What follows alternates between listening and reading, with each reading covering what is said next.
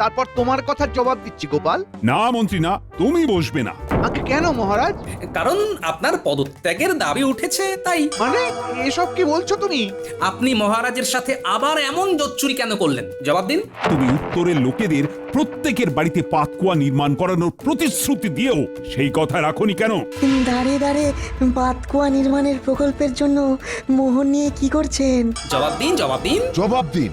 মহারাজ আমি এসব কিচ্ছু করিনি, উত্তরে কাজ শুরু হয়ে গেছে। মিথ্যে কথা। কালকে উত্তরের গ্রামবাসীরা এসে হুজ্জুতি করে গেছে। একটা বাড়িতেও সেখানে পাতকুয়া বসেনি, এদিকে 2 মাস হয়ে গেল।